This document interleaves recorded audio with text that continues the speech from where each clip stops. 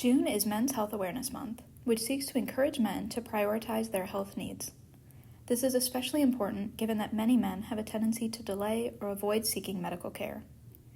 In recognition of this month, we spoke with Dr. Justin Dubin, who explained that while we've made progress in talking about issues such as erectile dysfunction, the need to normalize men's health concerns remains an issue in 2025. I think the pressing issue continues to be the same, that men are not addressing their health concerns, right? We've improved a lot over, I would say, even the last 5 years in normalizing conversations around erections. We're normalizing conversations about hormones. I still think we're struggling with the fertility aspect. I think men need to do better in addressing their fertility concerns. The female partner is still the driver and unfairly has the burden of fertility put on them, where we know that 50% of the time there is a male factor involved. But even despite the advances and the progress we've made in terms of erectile health and low testosterone, I think things like Peyronie's disease are grossly underreported. Guys continue to be embarrassed about it. So I think that overall, the message should be that, guys, if we want to be there for our families, if we want to be there for our wives, our children, our grandchildren, we have to be there for ourselves first. And that means going to the doctor, talking about your issues, talking about your concerns, because remember, we cannot help you if you don't talk about it with us. We're also seeing a shift in the way that healthcare information is delivered. In 2025, we're entering an era where many men are bypassing the doctor's office entirely and turning to AI or online tools for answers. While this approach can improve access to education, it also raises concerns, especially when the information isn't personalized or medically accurate. In this new era, the challenge is not just encouraging men to seek care, but ensuring that that care is trusted, credible, and grounded in clinical guidance.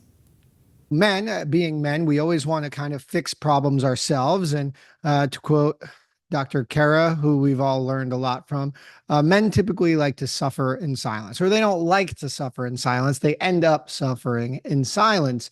And instead of going to talk with a provider, they go online. And initially, it was social media.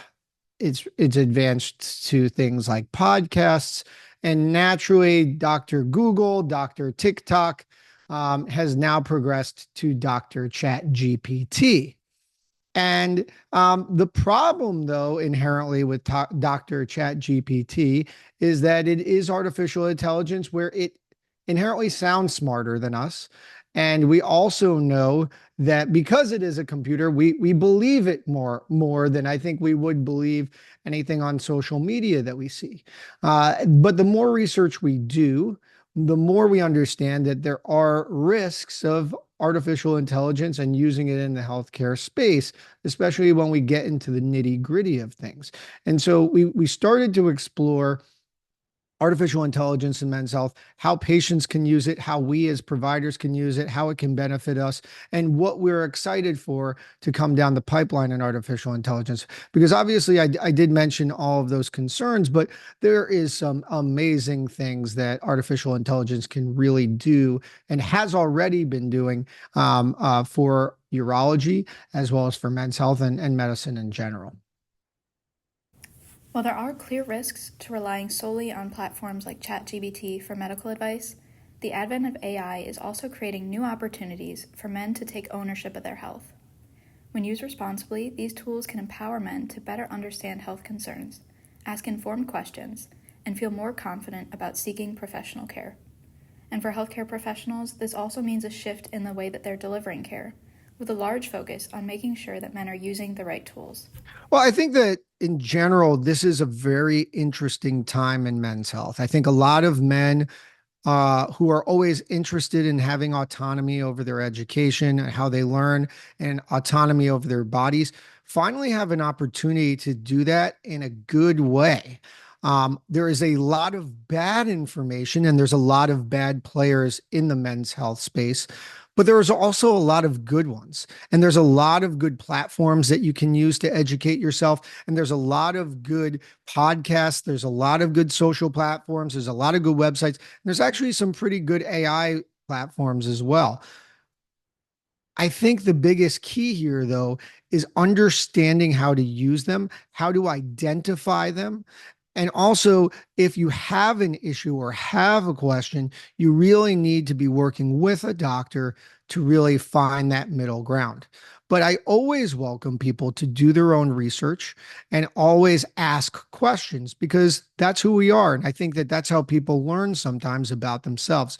But who you're asking the questions to and who you're getting that information from is key.